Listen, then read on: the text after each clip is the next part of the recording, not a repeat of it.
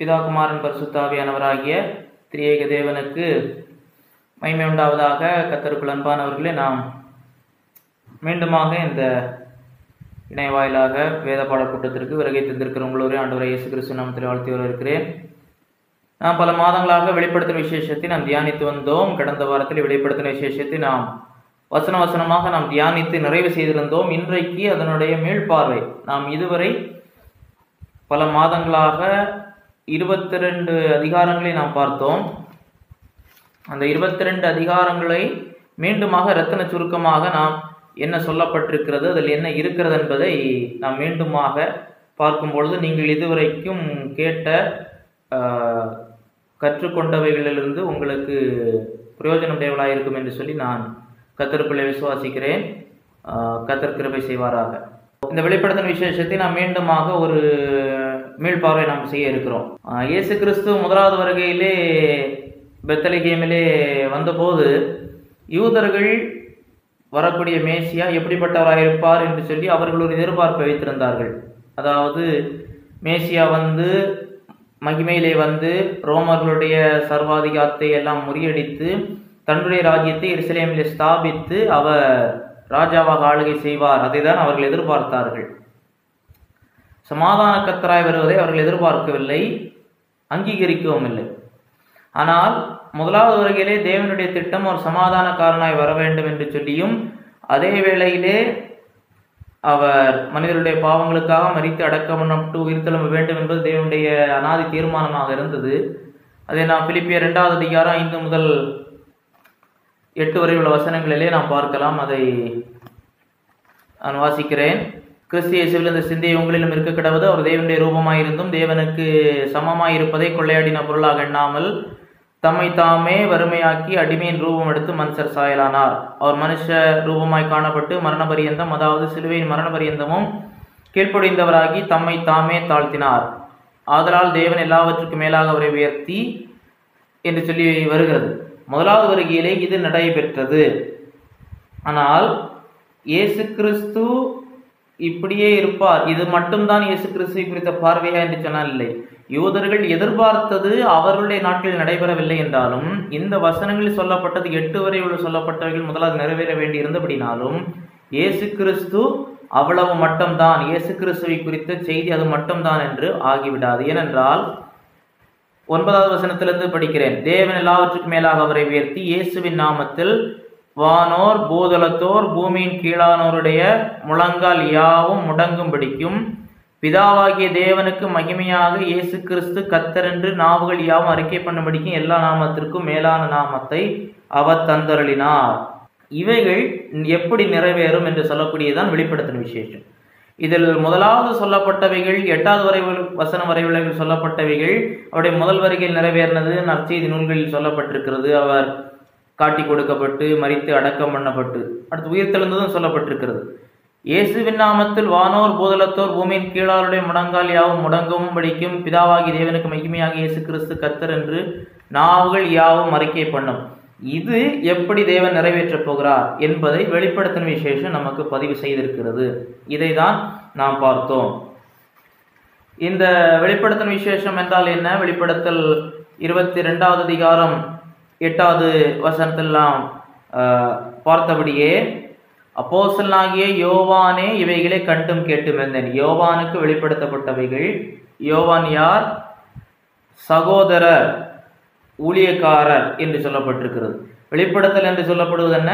யோவானுக்கு ஒன்று வெளிப்படுத்தப்பட்டது. வெளிப்படுத்தல் என்று சொல்லும் பொழுது இதுவரை மறைந்திருக்கிறவைகளை வெளிக்கொண்டு வருவது, இதுவரைக்கும் மறைந்திருக்கிறது தெரியாமல் இருக்கிறதை தெரியப்படுத்துவதுதான் வெளிப்படுத்தின விசேஷம். அது யாருக்கு தேவன் வெளிப்படுத்தினார்?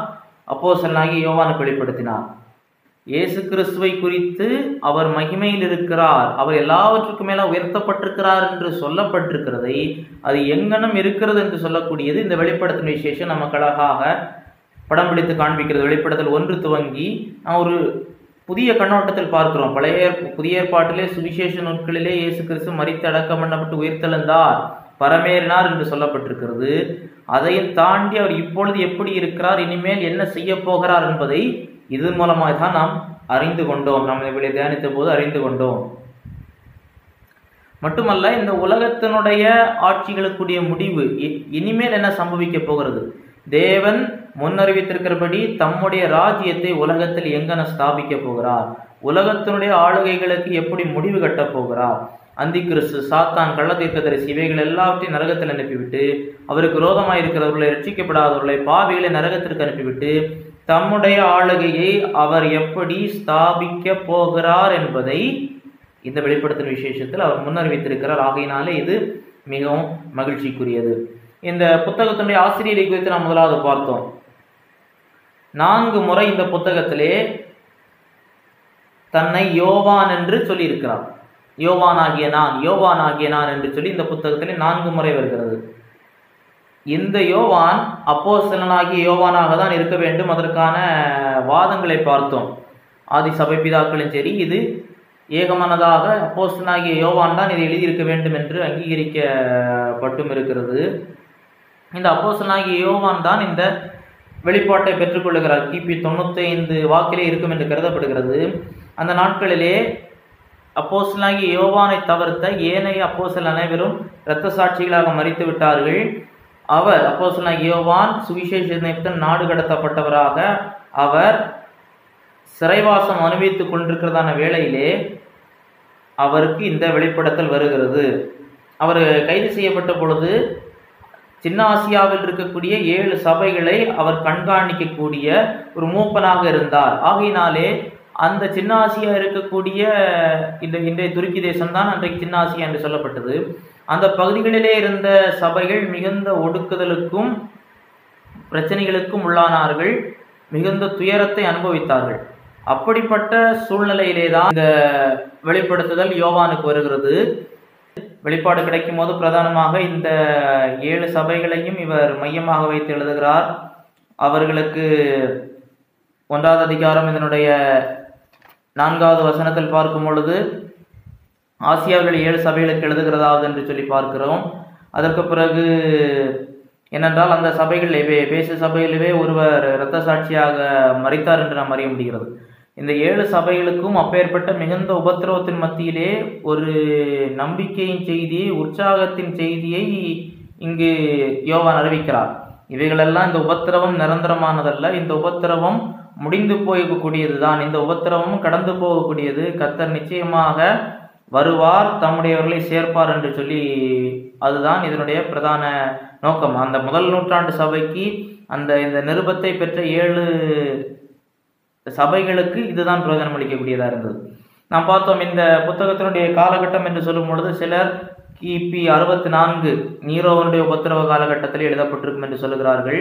ஆனால் பெருவாரியான அறிஞர்கள் இதில்லை, டொமிஷியனுடைய காலகட்டம் 81 முதல் 96 வரை உள்ள காலகட்டத்தில் தான் இது எழுதப்பட்டது. 95 வாக்கில் எழுதப்பட்டது. அப்பொழுது மிகுந்த உபத்திர சபைக்கு உண்டாயிருந்தது. அதற்கான காரணங்களையும் பார்த்தோம். இந்த நிருபம், இந்த கடிதம் எழுதப்பட்டதனுடைய நோக்கம் என்னவென்று சொல்லி பார்க்கும் பொழுது இயேசு கிறிஸ்து எப்படிப்பட்டவர் என்பதையும் என்ன திட்டம் வைத்திருக்கிறார் என்பதையும் விசுவாசிகளுக்கு ஒரு உற்சாகத்தை ஊட்டுவதற்கும், இந்த உலகத்தில் நாம் இப்பொழுது பாடுகளை சகிக்கிறோம், வேதனைகளை சகிக்கிறோம், அப்படியா இருந்தாலும் அவற்றின் மத்தியிலே நாம் கர்த்தருக்கு சாட்சியாக கர்த்தரை பிரியப்படுத்துகிற வாழ்வு வாழ வேண்டும். ஏனென்றால் இனிமேல் சம்பவிக்கக்கூடியவைகள் இதுதான் நடைபெறும். ஆகையினாலே இன்றைக்கு உலகத்தில் இருக்கக்கூடிய உபத்திரவங்களையும் பாடுகளையும் வைத்துவிட்டு நித்திய காலமாக இதுதான் உலகத்தின் நிலை என்று எடை போட்டு விடக்கூடாது. அது முதல் நூற்றாண்டு சபையாக இருந்தாலும் சரி, 7 சபைகளாக இருந்தாலும் சரி, இன்றைக்கு இருக்கக்கூடிய எந்த சபையாக இருந்தாலும் சரி, விசுவாசியாக இருந்தாலும் சரி, இனி சம்பவிக்கக்கூடியவள் இதுதான். ஒரு விசுவாசிக்கு என்ன, அவிசுவாசிக்கு என்ன, கர்த்தருடைய பிள்ளைக்கு என்ன, ரட்சிக்கப்படாதவருக்கு என்ன, சாத்தானுக்கு என்ன, எல்லாவற்றையும் நாம் அறிந்து கொண்டு நம்முடைய வாழ்வு இருக்க வேண்டும் என்பதை தேவன் நாம் அறிய சித்தம் கொண்டபடினாலே இவைகளை வெளிப்படுத்தினார் என்று சொல்லி பார்க்கிறோம். இந்த புத்தகம் பார்க்கும் பொழுது இது தீர்க்க தரிசன புத்தகம். ஏனென்றால் இனி சம்பவிக்க வேண்டியவைகளை குறித்து இந்த புத்தகம் முன்னறிவிக்கிறது. அதே போல இந்த புத்தகம் 7 சபைகளுக்கானது மாத்திரமல்ல, இது சர்வலோக சபைக்கும் உரியது. ஏனென்றால் 7 சபைகளுக்கு 7 வார்த்தைகள் கொடுக்கப்பட்டிருந்தாலும் அந்த 7 சபைகளுக்குரிய செய்தி 7 சபைகளும் அறிக்க வேண்டும் என்று ஆண்டவர் சொன்னார். உனக்கு சபைக்கு எபேசு சபைக்குள்ளது மட்டும் எபேசு சபைக்கு அல்ல, 7 சபைகளை குறித்தது எபேசு சபை அறிய வேண்டும், லவோதிக்கேய சபை அறிய வேண்டும், ஒவ்வொரு சபை மற்ற 6 சபைகளை குறித்து அறிய வேண்டும். அதே போல அந்த 7 உள்ளூர் சபைகளை குறித்த செய்தியை அவர்களுக்கு கொடுக்கப்பட்டிருக்கிற ஆலோசனை மூலமாக அது அவர்களுக்காய் மாத்திரமல்ல, இன்றைக்கு உலகமெங்கும் இருக்கிற கர்த்தருடைய சர்வலோக சபைக்கும் உரியது. மாத்திரமல்ல, அடுத்து இதனுடைய எழுத்து நடை என்று சொல்லி பார்க்கும் பொழுது தரிசனம், தீர்க்க தரிசனம், புத்திமதி சொல்லுதல், உரைநடை, ஜெபம், உரையாடல், துதி, ஆராதனை என்று சொல்லி இந்த புத்தகம் பல்வேறு இலக்கிய நடைகளுடையதாக இருக்கிறது. தீர்க்க தரிசனமும் இருக்கிறது, கவிதையும் இருக்கிறது, உரைநடையும் இருக்கிறது, உரையாடலும் இருக்கிறது, துதி இருக்கிறது, ஆராதனை இருக்கிறது, ஜெபம் இருக்கிறது.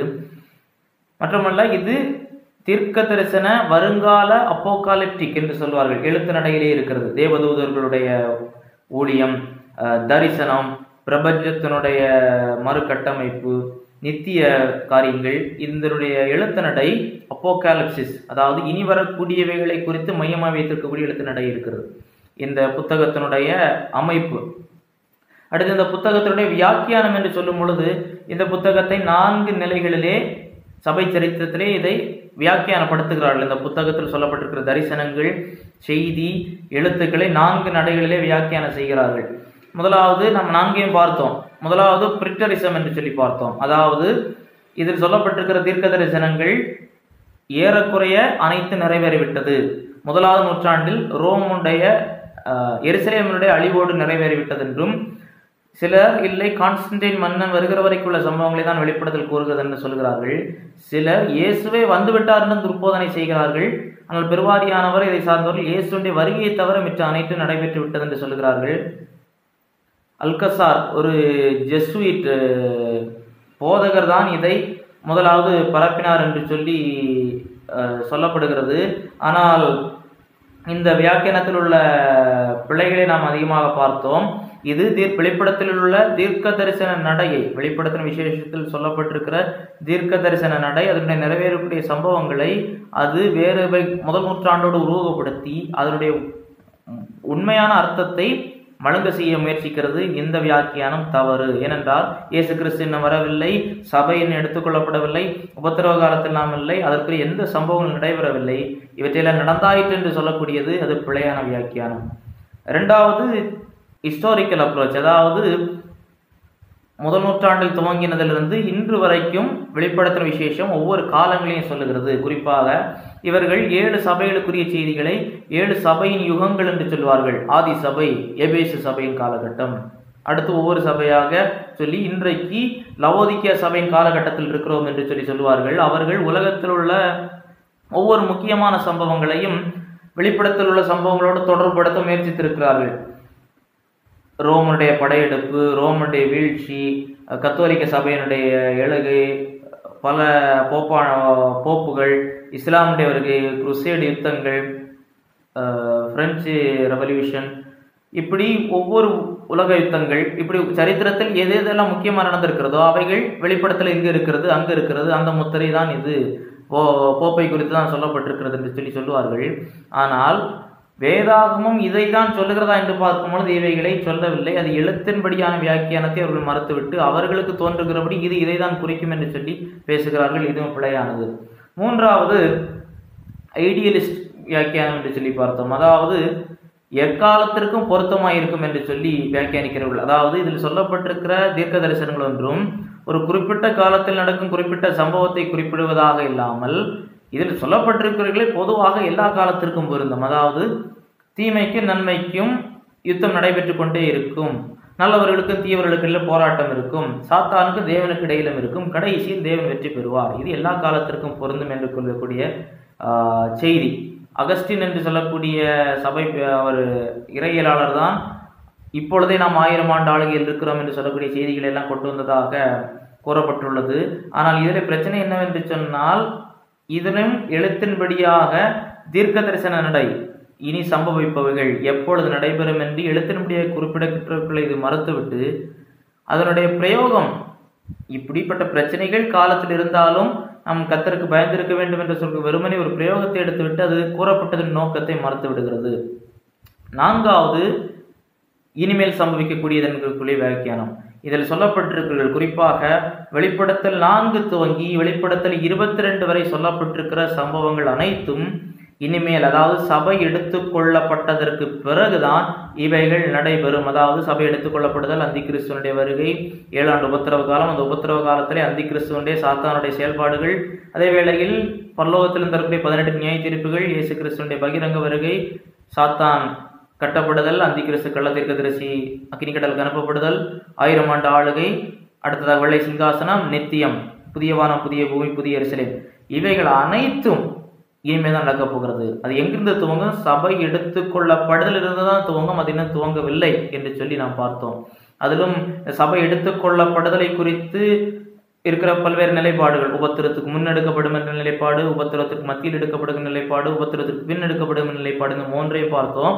அதிலே வேதாகம பூர்வமாக இயேசு கிறிஸ்துவனுடைய சபை எடுத்துக்கொள்ளப்படுதலானது உபத்திரவ காலம், அதாவது 7 ஆண்டு உபத்திரவ காலம் துவங்குவதற்கு முன்பதாக சபை எடுத்துக்கொள்ளப்படும் என்பதுதான் வேதாகமத்தின்படியாக சரியான வியாக்கியானம் என்று சொல்லி அவைகளே நாம் தொடர்ந்து பார்த்தோம். இதுதான் இதனுடைய வியாக்கியானம், இவைகளை குறித்து நாம் பார்த்தது. அடுத்து அந்த புத்தகத்தை நாம் வரிசைப்படுத்தி அதை கோர்வைப்படுத்தினால் என்ன இருக்கிறது என்று சொன்னால், வெளிப்படுத்தல் 1ஆம் அதிகாரம் 19வது வசனத்திலே இந்த புத்தகத்துடைய பகுப்பாய்வு கொடுக்கப்பட்டிருக்கு. இந்த புத்தகத்தினுடைய பிரிவுகள் 19வது வசனத்தை நான் வாசிக்கிறேன். நீ கண்டவைகளையும் இருக்கிறவைகளையும் இவைகளுக்கு பின் சம்பவிப்பவைகளையும் எழுது. நீ கண்டவைகள், அதாவது 1வது அதிகாரத்திலே மகிமையில் இருக்கிற மகிமையடைந்த கிறிஸ்துவை குறித்த ஒரு தரிசனம், அது யோவான் பார்த்தது. இப்பொழுது இருக்கிறவைகள் 2வது அதிகாரம் 3வது அதிகாரம் சின்ன ஆசியாவில் இருக்கிற 7 சபைகளுக்குமான செய்திகள், இனிமேல் சம்பவிக்கக்கூடியவைகள் 4 முதல் 22. இதுதான் எளிய ஒரு பகுப்பாய்வு. இந்த புத்தகத்தை பிரித்தால் இந்த 1:19 படி கண்டவைகள் 1வது அதிகாரம், இப்பொழுது இருக்கிறவைகள் அப்போஸ்தலனாகிய யோவான் வாழ்ந்த பொழுது 7 சபைகளுக்கான செய்திகள், இனி சம்பவிக்கக்கூடியவைகள் வெளிப்படுத்தல் 4 முதல் 22, அவைகள் இன்னும் நடைபெறவில்லை. இதுதான் ஒரு எளிய பகுப்பாய்வாக இருக்கும் என்று சொல்லி பார்த்தோம். அடுத்ததாக இந்த புத்தகத்திற்கு முகவுரையாக சில காரியங்களை பார்த்தோம். இந்த புத்தகத்தை சிலர் வெறுமனே வேதாகமத்தின் மற்ற புத்தகங்களிலிருந்து வேறு குறித்து இதற்கும் மற்ற புத்தகங்களுக்கு சம்பந்தம் இல்லாதது போல் பார்ப்பதற்கு சிலர் முயற்சிக்கிறார்கள். ஆனால் அது தவறானது. ஒரு வகையில் இந்த புத்தகம் அதனுடைய எழுத்து நடையாக இருக்கட்டும், அதனுடைய செய்தியாக இருக்கட்டும், தனித்துவமாக இருந்தாலும் மற்ற புதிய ஏற்பாட்டு புத்தகங்களும் மேற்கோள் காட்டப்படுகிறது. பழைய ஏற்பாட்டின் அநேக செய்திகள் வசனங்களோடு மேற்கோள் காட்டப்படுகிறது. ஆகையினாலே மற்ற புத்தகங்கள் இதை பிரித்து விடவும் முடியாது. வேதாகமத்தின் மற்ற அனைத்து புத்தகங்களோடு இணைத்து இதை சரியாக படிக்கும் போதுதான் நாம் இதனுடைய உண்மை அர்த்தத்தை விளங்கிக் கொள்ள முடியும் என்று சொல்லி பார்த்தோம். வெளிப்படுத்தும் விசேஷத்திலே இயேசு கிறிஸ்து தான் அதில் பிரதான கதாபாத்திரமாக இருக்கிறார். அதை நான் மீண்டும் வலியுறுத்த விரும்புகிறேன். எந்த வேதாகமம் இயேசு கிறிஸ்துவை அடிக்கப்பட்டவராக, இயேசு கிறிஸ்துவை நோக்கப்பட்டவராக, சிலுவையில் மரணமடைந்தவராக பேசுகிறதோ, அதே வேதாகம் குறிப்பாக வெளிப்படுத்தின விசேஷத்திலே அவர் எந்த விதத்திலெல்லாம் பேசுகிறது என்று சொல்லி பார்த்தோம். மனுஷகுமாரனாய் பேசுகிறது, சபைகளுடைய கர்த்தராய் பேசுகிறது, யூதா கோத்திரத்து சிங்கமாய் பேசுகிறது, தேவனுடைய ஆட்டுக்குட்டியாக பேசுகிறது, நியாய தீர்ப்பின் கர்த்தராக பேசுகிறது, குமாரன் பிறந்தார், குமாரன் கொடுக்கப்பட்டார் என்று பேசுகிறது, ராஜாதி ராஜா கர்த்தாதி கர்த்தா, இப்படி இயேசு கிறிஸ்துவை பல நிலைகளிலே இந்த வெளிப்படுத்தும் விசேஷம் பேசுகிறது என்று சொல்லி நாம் பார்த்தோம். சரி, இப்பொழுது நாம் இதனுடைய பகுப்பாய்வுக்கு சுருக்கமாக வருவோம். நாம் பார்த்தவைகள், அதில் முதலாவது என்ன சொன்னேன்? 1வது அதிகாரம் நீ கண்டவைகள், இயேசு கிறிஸ்து தன்னை குறித்து வெளிப்படுத்தினவைகள். அதில் முதல் 8 வசனங்கள், 1வது அதிகாரம் முதல் 8 வசனங்கள் எதை பேசுகிறது என்னவென்றால், அப்போஸ்தலனாகிய யோவான் தன்னுடைய வாழ்நாட்டின் கடைசி பகுதியிலே சின்ன ஆசியாவில் 7 சபைகளுக்கு ஊழியம் செய்து கொண்டிருந்தார். அந்த காலகட்டத்தில் அவர் கைது செய்யப்பட்டு பத்மதீவுக்கு நாடு கடத்தப்பட்டார். அப்பொழுதுதான் யோவானுக்கு வெளிப்படுத்தப்பட்டது இனி சம்பவிக்கக்கூடியவளை குறித்து. அது 1வது வசனம், சீக்கிரத்தில் சம்பவிக்க வேண்டியவளை தம்முடைய ஊழியக்காரருக்கு காண்பிக்கும் பொருட்டு தேவன் இயேசு கிறிஸ்துவுக்கு ஒப்புவித்தது. இவர் தம்முடைய தூதன் அனுப்பி தம்முடைய ஊழியக்காரனை யோவானுக்கு வெளிப்படுத்துவதுமான விசேஷம். அதிலே முதலாவது எப்பொழுதும் போல இந்த நிருபமானது ஒரு வாழ்த்தோடு துவங்கி 4-5 வசனங்களிலே திரியகத்தினுடைய ஒவ்வொரு நபர்களுக்கும் இடத்திலிருந்து வருகிற கிருபையும் ஆசீர்வாதத்தையும் பற்றி பேசுகிறது. இருந்தவர் வருகிறவர் பிதாவாகிய தேவனுடைய சிங்காசனம், முன்பாக இருக்கிற 7 ஆவிகள், பரிசுத்த ஆவியானவர், உண்மையுள்ள சாட்சி, மரித்தோரிலிருந்து முதற் பிறந்தவர், பூமியின் ராஜாக்களுக்கு அதிபதி, அது இயேசு கிறிஸ்து. திரியேக தேவன் என்று நமக்கு சமாதானம் வருவதாக என்று சொல்லி சொல்லப்பட்டிருக்கிறது. சொல்லிவிட்டு இந்த புத்தகத்தினுடைய முக்கியமான கருப்பொருள் செய்தியை சொல்லுகிறது. இயேசு கிறிஸ்து மரித்தோரில் எழுந்தது நிமித்தம் கர்த்தருக்கும் அவருடைய பிள்ளைகளுக்கும் கண்டிப்பாக பூரணமான வெற்றி உண்டாயிருக்கிறது. அதுதான் மகிமையான வெற்றி. அதே வேளையில் இயேசு கிறிஸ்துவை குறித்து ஒருவர் எடுக்கிற முடிவு, இயேசு கிறிஸ்து என்கிற நபரை அவர் எப்படி எடுத்துக்கொள்ள போகிறார் என்பதை வைத்துதான் அவருடைய நித்தியம் தீர்மானிக்கப்படுகிறது என்கிற செய்தியும் கொடுக்கப்பட்டிருக்கிறது. வெளிப்படுத்தல் 1:7, இதோ மேகங்களுடனே வருகிறார், கண்கள் யாவும் அவரை காணும், அவரை குத்தினவர்கள் அவரை காண்பார்கள், பூமியின் கோத்திரத்தார் எல்லாரும் அவரை பார்த்து புலம்புவார்கள், அப்படியே ஆகும், ஆமென் என்று சொல்லப்பட்டிருக்கிறது. இந்த வசனமானது எதோடு பொருந்தி போகிறது? தானியேல் 7ஆம் அதிகாரத்திலே நாம் பார்த்தோம். மனுஷகுமாரனை குறித்த தரிசனம் 13-14 வசனங்கள். அதே போல 12:10, சகரியா 12:10 அதோடு தொடர்ந்து போகிறது. அதே போல இந்த வசனத்திலிருந்து தான் 7ஆம் வசனம். தானியேல் 7ஆம் அதிகாரத்தில் 31 குறிப்புகள் அந்த தானியேல் 7 இங்கு சொல்லப்பட்டிருக்கிறது. அதனுடைய முதலாவது குறிப்பு இந்த இடத்தில் வருகிறது. அதையே நாம் பார்த்தோம். ஒரு முகவரியை கொடுத்து விட்டு அடுத்து 9ஆவது வசனம் முதல் 20ஆவது வசனம் வரைக்கும் தரிசனம். இந்த நாடு கடத்தப்பட்ட வேளையிலே, அப்போஸ்தலனாகிய யோவான் நாடு கடத்தப்பட்ட வேளையிலே அவர் ஒரு தரிசனத்தை பார்க்கிறார். ஒரு மிகப்பெரிய எக்கால சத்தத்தை கேட்கிறார். எக்கால சத்தத்தை கேட்கும் போது நீ காண்கிறதையும் கேட்கிறதையும் நீ எழுது என்று சொல்லப்பட்டிருக்கிறது. இந்த சத்தத்தை கேட்கும்போது அவர் திரும்பின போது 12ஆவது வசனத்திலே 7 பொன் குத்து விளக்குகள், பொன் குத்து விளக்கு மத்தியிலே நிலையங்கி தரித்து மார்பருகே பொற்கச்சை கட்டியிருந்த மனுஷகுமாரனை காண்கிறார். அப்படிதான் இந்த இதில் தான் வெளிப்பாடு துவங்குகிறது. சத்தத்தை கேட்கிறார். சத்தத்தை கேட்டு அதை அந்த சத்தத்திலே கர்த்தராகிய இயேசு கிறிஸ்து என்ன சொல்கிறார்? நீ காண்கிறதை கேட்கிறதை 7 சபைகள், எபேசு, சிமென்னா, பெர்கமோ, தியத்தீரா, சர்தை, பிலதெல்பியா, லவோதிக்கா பட்டணங்களில் இருக்கிற 7 சபைகளுக்கு அனுப்பி, இந்த அனைத்து செய்தியும் 7 சபைகளுக்கு அனுப்பப்பட வேண்டும். அது எப்படி 2வது 3வது அதிகாரங்களிலே அதை குறித்து நாம் பார்க்கிறோம். இந்த புத்தகமானது உபத்திரவத்தின் மத்தியிலும் கர்த்தருடைய பிள்ளைகள் பொறுமையாக இருக்க வேண்டும், வாக்குத்தத்தங்களை எதிர்பார்த்திருக்க வேண்டும். கர்த்தர் நிச்சயமாய் வெற்றியை கொடுப்பார். இதுதான் செய்தி. இந்த தரிசனத்தில் இயேசு கிறிஸ்துவை குறித்து அவர் எப்படி பார்க்கிறார்? 7 பொன் குத்து விளக்குகள், குத்து விளக்கு மத்தியிலே நிலையங்கி தரித்திருக்கிறார். மார்பருகே பொற்கச்சை கட்டி இருக்கிறார். இது வேலை செய்வதற்கான உடை இல்லை, இது ராஜரிக நிறைந்தவருக்கான வஸ்திரம். மனுஷகுமார் குப்பானவரை கண்டேன். அவர் எப்படிப்பட்டவராக இருக்கிறார்? சிரசு மயிறு வெண்பஞ்சை போல உறைந்த மலையை போல உண்மையா இருக்கிறது. கண்கள் அக்கினி ஜுவாலை போல் இருக்கிறது. பாதங்கள் உலைக்களத்தில் காய்ந்த பிரகாசம் நன்கலம் போல் இருக்கிறது. சத்தம் பெருவெள்ள திரைச்சல் போல இருக்கிறது என்று சொல்லப்பட்டிருக்கிறது. தம்முடைய வாயிலிருந்து இருபுறமும் கருப்புள்ள பட்டயம் புறப்படுகிறது என்று சொல்லப்பட்டிருக்கிறது. இப்படி அவரை குறித்த ஒரு காட்சி. இந்த காட்சி தானியேல் 7ஆம் அதிகாரத்தில் வருகிறது, தானியேல் 10ஆவது அதிகாரத்தில் வருகிறது. இந்த காட்சியை பார்க்கிறார். அடுத்து 20ஆவது வசனத்திலே அவருடைய கரங்களிலே இந்த 7 சபைகள் இருக்கிறது என்று சொல்லுகிறார். நீ கண்ட 7 நட்சத்திரங்கள் ரகசியத்தையும் 7 பொன்குத்து விளக்கு ரகசியத்தையும் எடுத்து அந்த 7 நட்சத்திரங்கள் 7 சபையின் தூதர்களாம். நீ கண்ட 7 குத்து விளக்குகளும் 7 சபைகள், 7 சபைகள், 7 சபையின் தூதர்கள், 7 சபைகள், அந்த 7 சபையினுடைய மூப்பர்கள் எல்லாம் கர்த்தருடைய கரத்தில் இருக்கிறார்கள் என்கிற செய்தியோடு துவங்குகிறது. இது நீ கண்டவைகள். இயேசு கிறிஸ்துவை குறித்து ஒரு பார்த்த காட்சி. அவைகளெல்லாம் விவரமாக பார்த்து விட்டோம். அடுத்த 2-3 அதிகாரங்களிலே இப்பொழுது இருக்கிறவைகள் 7 சின்ன ஆசியாவில் உள்ள 7 சபைகள். ஒரு சுற்றினால் அது 7 சபையிலும் சுற்றி வந்து விடலாம். அதெல்லாம் நாம் பார்த்தோம். முதலாவது இந்த 7 சபைகளை குறித்து ஒரு வரிசையிலே தான் இந்த 7 சபைகளுக்கான செய்தி சொல்லப்பட்டிருக்கிறது. அந்த 7 சபைகளுடைய இருப்பிடம் முதலாவது. கிறிஸ்து தன்னை குறித்த ஒரு சிறப்பம்சத்தை சொல்லியிருப்பார். 3வது அந்த சபைக்குரிய ஒரு வாக்கு தத்துவத்தின் செய்தி, இல்லை உற்சாகம் அளித்த செய்தி. 4வது குறை இருந்தால் அந்த குறையை கண்டிக்கிற செய்தி. 5வதாக சீர்படுத்த வேண்டிய ஒரு கட்டளை, இப்படி இல்லை இப்படி இருக்க வேண்டும், இப்படி செய்யுது. 6வதாக ஒரு வாக்கு தத்துவத்தின் செய்தி, ஒரு ஜெயங்கொள்ளுதலின் செய்தி.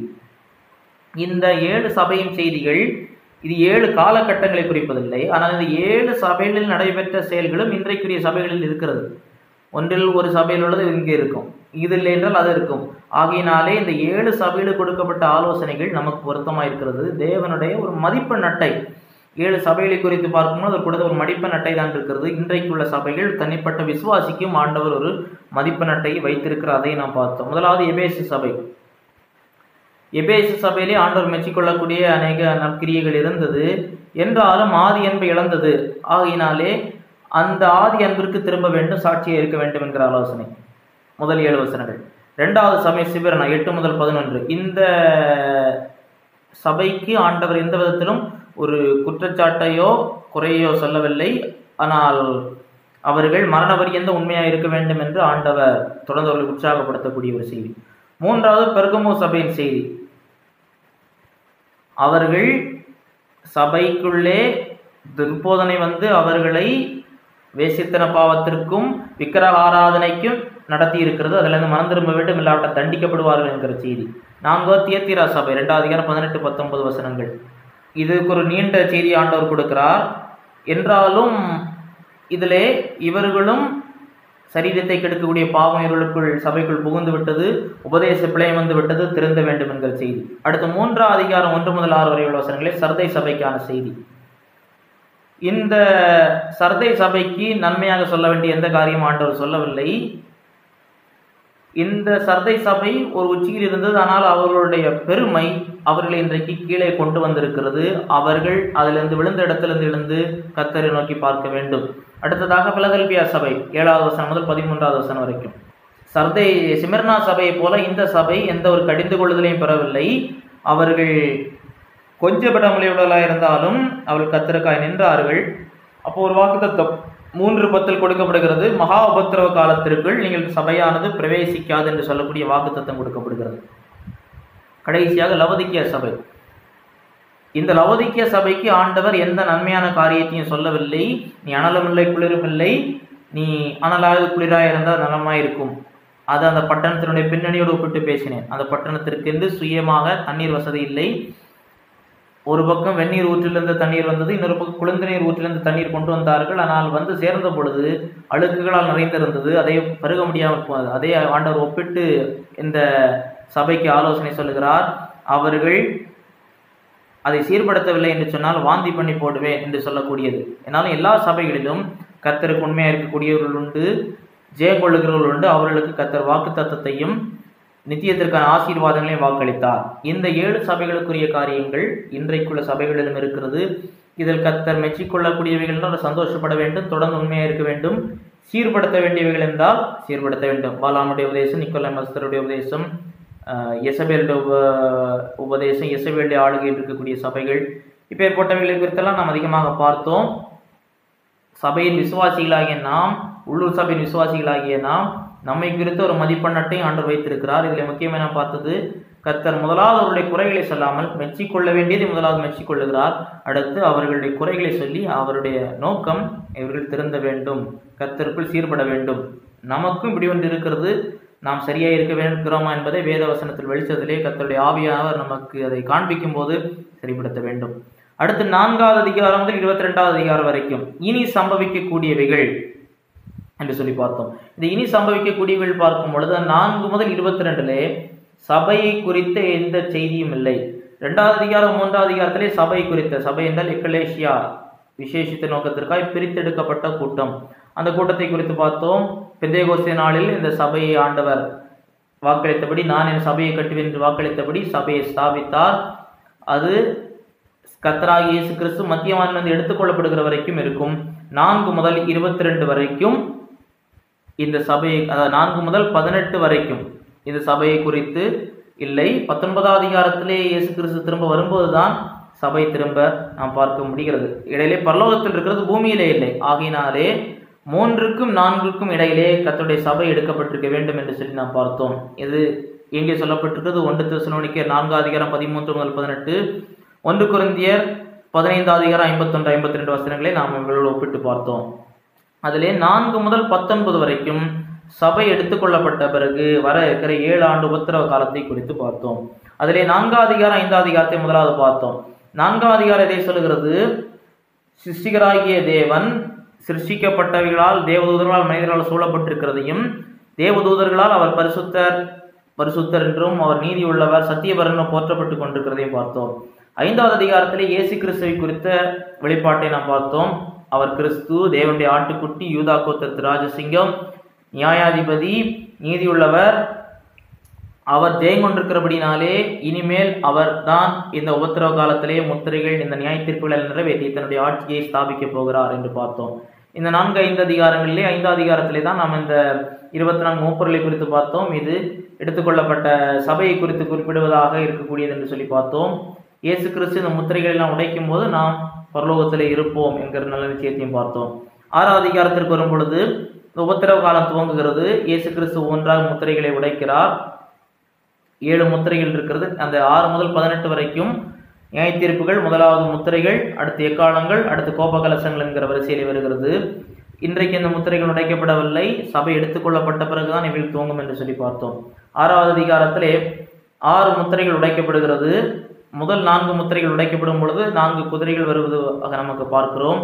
அந்த குதிரைகள் வருவதன் மூலமாக அந்தி கிறிஸ்துவனுடைய வருகை, யுத்தம், பஞ்சம், மரணங்கள் இவைகளெல்லாம் தொடர்ந்து நடைபெறுகிறதை பார்த்தோம். இந்த முத்திரை நியாய தீர்ப்புகள் மத்தேயு 24, மார்க்கு 13, லூக்கா 21 சொல்லப்பட்டிருக்கிற ஜனத்துக்கு விரோதமாய் ஜனமெல்லாமோ, ராஜ்யத்துக்கு விரோதமாய் ராஜ்யமெனோ, பஞ்சங்கள், கொள்ளை நோய்கள், பூமி எதிர்ச்சிகள் உண்டாகும் என்று சொல்லப்பட்டிருக்கிறது ஒத்துப்போகிறது. ஒலிவமலை பிரசங்கத்தில் சொல்லப்பட்டதும் இப்போ அந்த காலகட்டத்தில் தான் நடைபெறும் என்று சொல்லி பார்த்தோம். அவைகள் இன்றைக்கு நடைபெறவில்லை என்று சொல்லி பார்த்தோம்.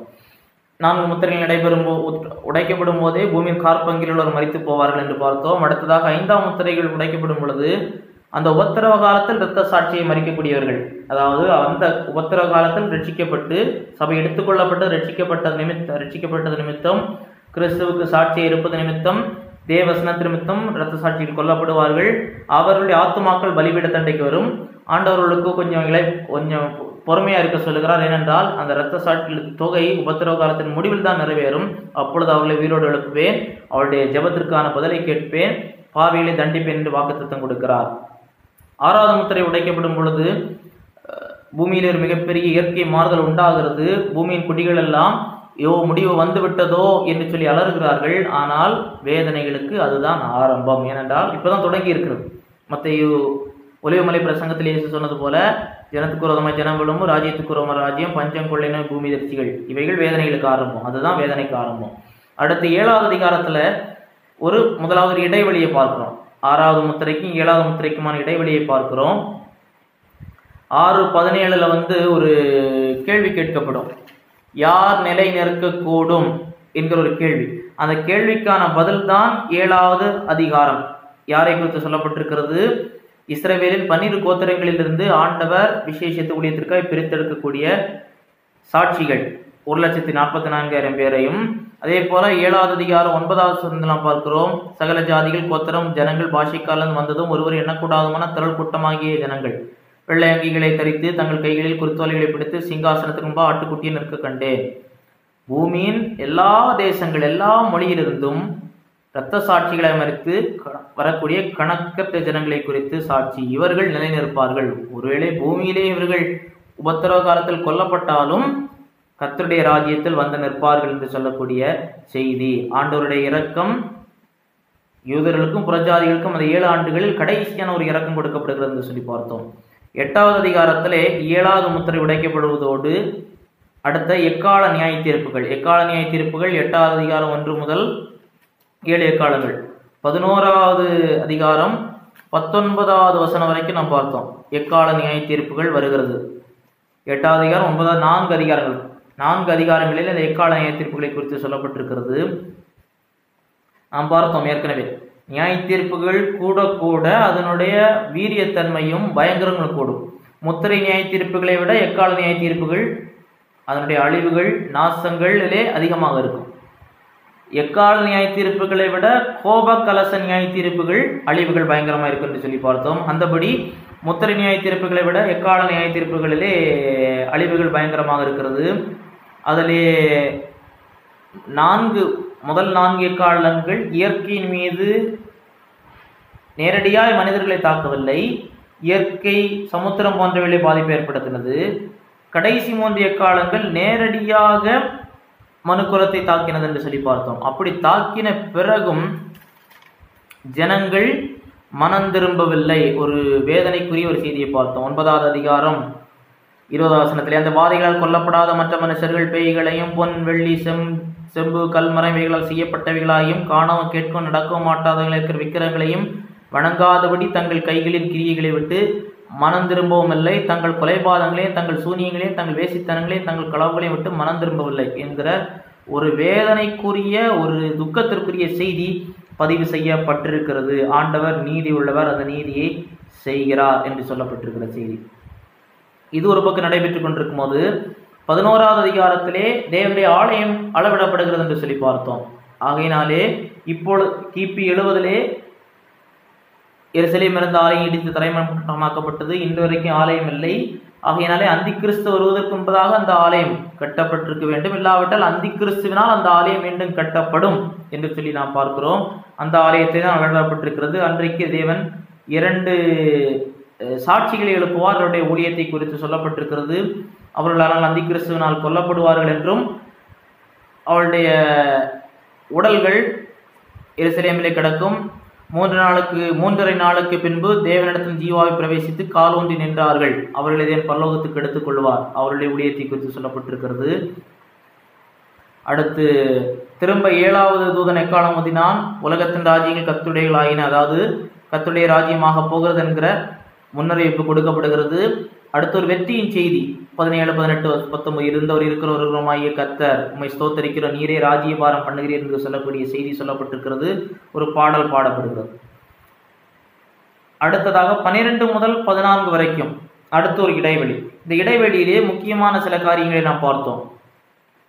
ஒரு அடையாளம், ஸ்திரீயை குறித்த அடையாளம், இஸ்ரவேல் தேசம், வலு சர்ப்பம் சாத்தான், ஸ்திரீக்கு பிறந்த குழந்தை மாம்சத்தில் வெளிப்பட்ட இயேசு கிறிஸ்து, மிகாவேல் தூதன் தேவதூதர்களுக்கு அடையாளமாக, இஸ்ரவேல் மீதமாயிருக்கிற இஸ்ரவேல் தேசம், சமுத்திரத்திலிருந்து ஏறி வருகிற மிருகம் அந்தி கிறிஸ்து அரசியல் தலைவன், பூமியிலிருந்து வருகிற மிருகம் ஆன்மீக தலைவன் கள்ள தீர்க்கதரிசி. இந்த கதாபாத்திரங்களை குறித்து 12 முதல் 14 வரை சொல்லப்பட்டிருக்கிறது.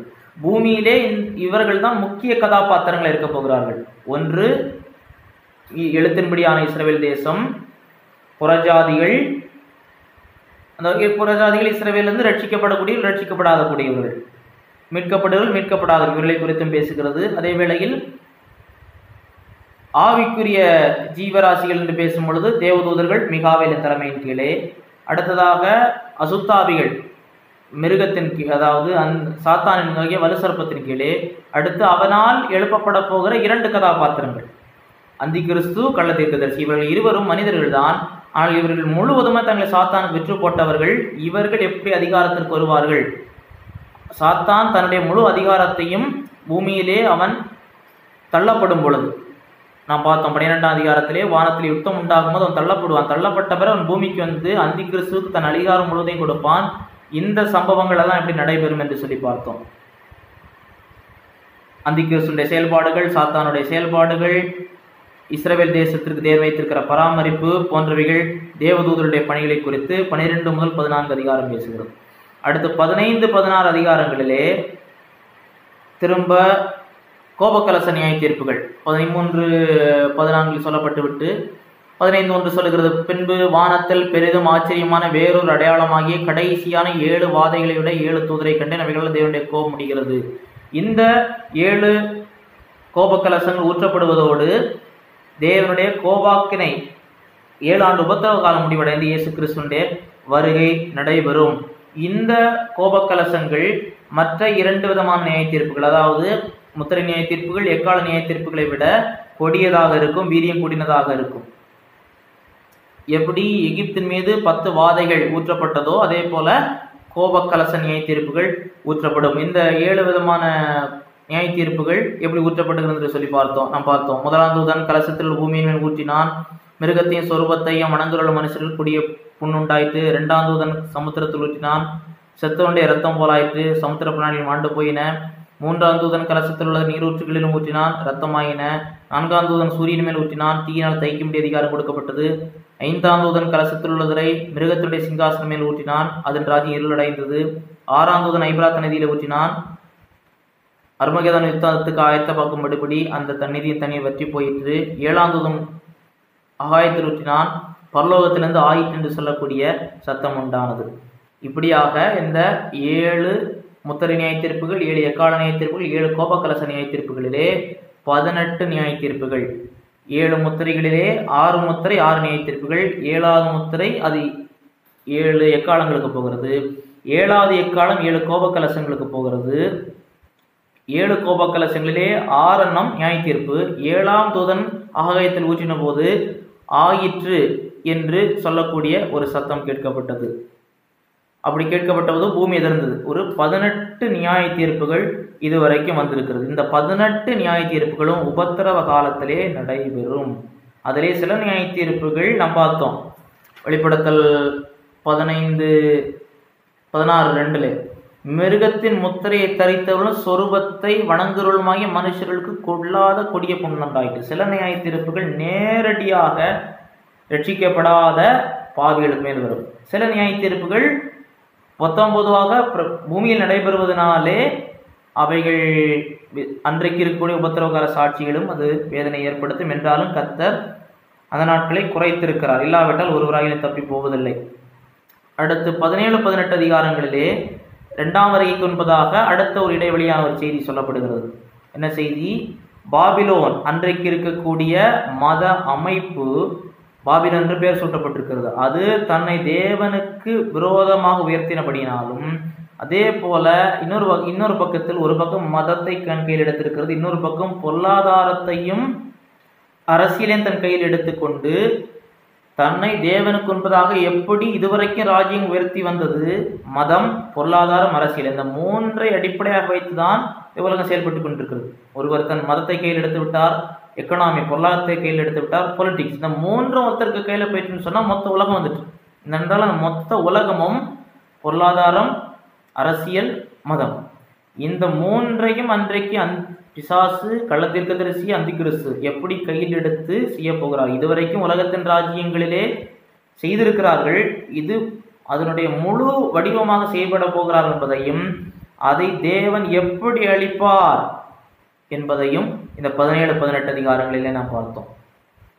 19வது அதிகாரத்திலே இதனுடைய விழுகை நடைபெறுவதனாலே பரலோகம் சந்தோஷப்படுகிறது. நாம் பார்த்தோம் 19:1 இவளுக்கு பின்பு பரலோகத்தில் திரளான ஜனக்கூட்டம் எடுக்கிற ஆரவாரத்தை கேட்டேன். அவர்கள் அல்லேலூயா, ரட்சண்யமும் மகிமையும் கனமும் வல்லமே நம்முடைய தேவனாய் கர்த்தருக்கே உரியது. அப்படி நியாய தீர்ப்புகள் சத்தியம் நீதியுமானவைகள். தன் வேசித்தனத்தால் பூமியை கெடுத்த மகாவேசிக்கு ஒரு நியாய தீர்ப்பு கொடுத்து நம்முடைய ஊழியக்காரன் ரத்தத்திற்காக அவளிடத்தில் பழி வாங்கினாரே என்று ஆர்ப்பரித்தார்கள். அடுத்து அல்லேலூயா என்று சொல்லி மறுபடியும் ஆர்ப்பரித்தார்கள். அவருடைய புகை என்றென்றைக்கும் எழும்புகிறது. இது அல்லேலூயா என்று திரும்ப திரும்ப சொல்லுகிறார்கள். எதற்கென்று சொல்லி நாம் பார்த்தோம். அடுத்ததாக ஆட்டுக்குட்டி அன்றை கல்யாண விருந்து வந்தது, மனைவி ஆயத்தம் பண்ணி சந்தோஷப்படுகிறார்கள். அடுத்து 11வது வசனத்திலே 10வது வசனம் மிக முக்கியமானது. தேவனை தொழுதுக்குள் இயேசுவை பற்றிய சாட்சி தீர்க்க தரிசனத்தின் ஆவியாக இருக்கிறது தான் முக்கியமானது.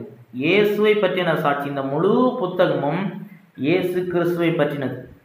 அவர்தான் மைய கருத்து, அவர்தான் கிளைமேக்ஸ், அவர்தான் கதாநாயகன். அடுத்து அவருடைய வருகை, இயேசு கிறிஸ்துடைய 2வது வருகை வருகிறது. அவர் பரலோகம் திறந்திருக்கு கண்டேன், வெள்ளை குதிரை காணப்பட்டதன் மேல் ஏறிந்து உண்மை சத்தியம் உள்ளவர் எண்ணப்பட்டார். அடுத்து அவரை குறித்த சில குணாதிசயங்கள் சொல்லப்பட்டிருக்கின்றன. ராஜாதி ராஜா, கத்தாதி கத்தா. அவர் வரும்போது ஒரு யுத்தம் நடைபெறும். அந்தி கிறிஸ்து, சாத்தான், கள்ள தீர்க்கதரிசி, அவனோடு கூட்டணி சேர்கிறவர்களும் இயேசு கிறிஸ்துவுக்கு ஒரு யுத்தம் நடைபெறும். ஆனால் இந்த யுத்தம் ஒருபட்ச யுத்தமாக இருக்கும். ஏனென்றால் அந்தி கிறிஸ்துவும் கள்ள தீர்க்கதரிசி சாத்தான் இவளுக்கு யுத்தம் பண்ணுவதற்கு ஒரு வேலையே இருக்காது. யுத்தம் துவங்குவதற்குள்ளே முடிவடையும் என்று சொல்லியும், இரத்த 6 பெருக்கெடுத்து ஓடும் என்று சொல்லியும் பார்த்தோம். இதிலே சாத்தான் 1000 ஆண்டு அடைக்கப்படுவான். அந்தி கிறிஸ்து கள்ள தீர்க்கதரிசி முதல் நபர்களாக அக்கினி கடலிலே பங்கடைவார்கள் என்று சொல்லி பார்த்தோம். இதுதான் 19வது அதிகாரம். 2வது அதிகாரம், சாத்தான் கட்டப்படுவான். ஆண்டவர் தன்னுடைய 1000 ஆண்டு ஆளுகையை இந்த பூமியிலே துவங்குவார். கர்த்தராகிய இயேசு கிறிஸ்து தாவீதின் சிங்காசனத்தில் அமர்ந்து இப்பொழுது பிதாவின் சிங்காசனத்தில் வீற்றிருக்கிறார். 2 சாமுவேலிலே 7வது அதிகாரத்திலே தாவீது கழிக்கப்பட்ட வாக்கு தத்தம், தாவீதின் உடன்படிக்கையினுடைய நிறைவேறுதல் அன்றைக்கு நிறுத்தியாகும். தாவீதின் சிங்காசனத்தில் உட்கார்ந்து அவர் 1000 ஆண்டுகள் எழுத்தின்படி இதே பூமியை சீரமைத்து ஆளுகை செய்வார். 1000 ஆண்டு ஆளுகை எதற்கு எழுத்தின்படியாக அவசியம் என்று சொல்லி பார்த்தோம். இயேசு திரும்ப வந்தவுடனே அனைத்தையும் முடிவு கட்டி நித்தியத்திற்கு போயிருக்கலாமே, இதற்கு 1000 ஆண்டு ஆளுகை என்று சொல்லி அதற்கான காரணங்களையும் பார்த்தோம். அந்த 1000 ஆண்டு ஆளுகை முடியும் போது சாத்தான் விடுதலையாக்கப்படுகிற அப்படின்னாலே மீண்டும் பூமியினுடைய குடிகளை எல்லாம் வஞ்சித்து, அன்றைக்கு இருக்கிறவர்களை வஞ்சித்து தேவனுக்கு விரோதமாக ஒரு கலகம் செய்ய வருவான். அப்பொழுது திரும்ப ஆண்டவர் வானத்திலிருந்து அக்கினி இறக்கி பட்சித்து போட்டது. அப்பொழுது பிசாசானும் மிருகமும் கள்ள தீர்க்கதரிசி இருக்கிற அக்கினியும் கந்தகமான கடலிலே தள்ளப்பட்டான். இரவும் பகலும் சதா காலங்கள் வாதிக்கப்படுவார்கள். அந்தி கிறிஸ்துவும் கள்ள தீர்க்கதரிசியும் 1000 ஆண்டாகியும் நரகத்தில் அக்கினி கடலில் தான் இருக்கிறார்கள். அவர்கள் அழிந்து போகவில்லை, சதா காலம் வாதிக்கப்படுவார்கள். அடுத்ததாக தான் வெள்ளை சிங்காசன நியாய தீர்ப்பு. ஆதாம் காலம் முதல் அதுவரை மறிக்கிற பாவிகளுடைய உயிர்த்தெழுதல். நீதிமான்கள் அதற்கு முன்பு உயிர்த்தெழுந்து விடுவார்கள். சபையாகிய நாம் முதலாவது உயிர்த்தெழுதல் கர்த்தராகிய இயேசு கிறிஸ்து உயிர்த்தெழுந்து விட்டார். சபை எடுத்துக்கொள்ளப்படுதலிலே சபையின் கால விசுவாசிகள் உயிர்த்தெழும்புவார்கள். உபத்திரவ கால விசுவாசிகளும் பழைய ஏற்பாட்டு விசுவாசிகளும் 2வது வரையில் உயிர்த்தெழும்புவார்கள். பாவிகள் உயிர்த்தெழாது இருக்கிறவர்கள் 1000 ஆண்டு ஆளுகை முடிந்ததற்கு பிறகு உயிர்த்தெழும்புவார்கள். அவர்கள் வெள்ளை சிங்காசனத்திலிருந்து நியாயம் தீர்க்கப்பட்டு அவர்கள் கிரியைகளுக்கு ஏற்ற பலனை அடைவார்கள் என்று சொல்லப்பட்டிருக்கு. இதுதான் 2வது மரணம். ஜீவ புத்தகத்தில் எழுதப்படாதவனை காணப்படாதவனோ அக்கினி கடலிலே தள்ளப்பட்டான். கர்த்தராகிய இயேசு கிறிஸ்துவால் மீட்கப்படாதவர் ரட்சிக்கப்படாதவர்கள் அக்கினி கடலுக்கு போவார்கள். 2ஆம் மரணம் என்று சொல்லும் பொழுது ஒருவர் இப்படியாக சொன்னால், நான் சொல்லியிருக்கிறேன், ஒரு முறை பிறந்தால் 2 முறை மரிக்க வேண்டும், 2 முறை பிறந்தால் 1 முறை மரிக்க வேண்டும். If you are born once, you have to die twice. If you are born twice, you only have to die once. அதுவும் கர்த்தர் இப்பொழுது வந்தார் என்றால் அந்த 1 முறை மரணம் அவசியம் இல்லை. கர்த்தரே அதை அறிவார். அடுத்து 21-22 இந்த பூமியை ஆண்டவர் மாற்றிவிட்டு புதிய வானம் புதிய பூமியை சிருஷ்டிக்கிறார். அதற்கான நோக்கங்களை பார்த்தோம். பழைய ஏற்பாட்டிலும் முன்னறிவிக்கப்பட்டிருக்கிறது. புதிய ஏற்பாட்டிலும் பேதுரு நிருபத்திலே சொல்லியிருக்கிறார். அது எப்படிப்பட்டதா இருக்கும்? அதிலே முதலாவது புதிய வானம் புதிய பூமி குறித்து சொல்லப்பட்டிருக்கிறது. அதனுடைய அம்சங்கள் என்ன, அது வாசல் எப்படி இருக்கும். அடுத்து புதிய எருசலேமை பற்றி சொல்லப்பட்டிருக்கிறது. அந்த பட்டணம், இயேசு கிறிஸ்து சொல்வார், உங்களுக்காக ஒரு ஸ்தலத்தை ஆயத்தப்படுத்த போகிறேன், நான் இருக்கிற இடத்துல நீங்கள் இருக்கும்படி உங்களை என்னிடமாய் சேர்த்துக் கொள்வேன் என்று சொல்லபடியே அநேக வாசஸ்தலங்களிலே ஒன்று புதிய எருசலேம். அது எப்படிப்பட்டதாக இருக்கும் என்று சொல்லி நாம் பார்த்தோம். அந்த இடங்களெல்லாம் நாம் சுதந்திரிக்க போகிறோம் என்று சொல்லிவிட்டு இதனுடைய மேன்மையெல்லாம் சொல்லிவிட்டு 22வது அதிகாரம் 6 முதல் இந்த புத்தகத்துக்கு ஒரு முடிவுரை செய்தியை சொல்லப்பட்டிருக்கிறது. நாம் என்னென்னும் கர்த்தருடனே இருக்க போகிறோம், மகிழ்ச்சியாக இருக்க போகிறோம், இந்த வசனங்களை கைக்கொள்ளுகிறவன் பாக்கியவான், முத்திரை போட வேண்டாம், காலம் சமீபமாக இருக்கிறது. ஏனென்றால் அடுத்து தேவனுடைய தீர்க்கதரிசி நாட்காட்டில் இதுதான் நடைபெறப் போகிறது. இதெல்லாம் ஒருவர் படிக்கிறார். நாம் இது இந்த 22 அதிகாரங்களை நாம் படித்து விட்டோம். இதெல்லாம் ஒருவர் படிக்கிறார்.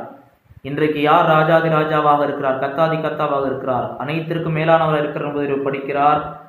இன்றைக்கு உலகத்தை தேவன் எப்படி பார்க்கிறார், சபை எப்படி பார்க்கிறார் என்பதை படிக்கிறார். சபையிலே அக்கிரமம் செய்யும் போது கர்த்தர் அதை எப்படி தண்டிப்பார் என்பதை பார்க்கிறார். 4 முதல் 18 அதிகாரங்களிலே நியாய தீர்ப்புகளை தேவன் எப்படி ஊற்றப் போகிறார், இந்த உலகம் விதைத்த பாவங்களுக்கான அறுவடை எப்படி பெறப்போகிறது என்பதை, தேவனுடைய நீதி நியாய தீர்ப்புகளை பார்க்கிறார்.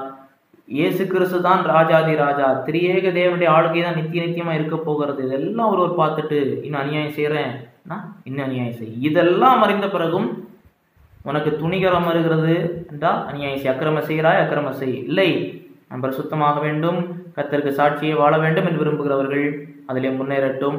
கர்த்தர் வருகிறார் சீக்கிரமா என்று சொல்லும் பொழுது அது சடுதியிலே, அப்படி என்றால் முதல் நூற்றாண்டிலே வரவில்லை என்று சிலர் கேட்பார்கள். இது சடுதியிலே வருகிறேன், சடுதியா வருகிறேன், திடீர்னு வருவேன் என்று சொல்லியிருக்கிறார்.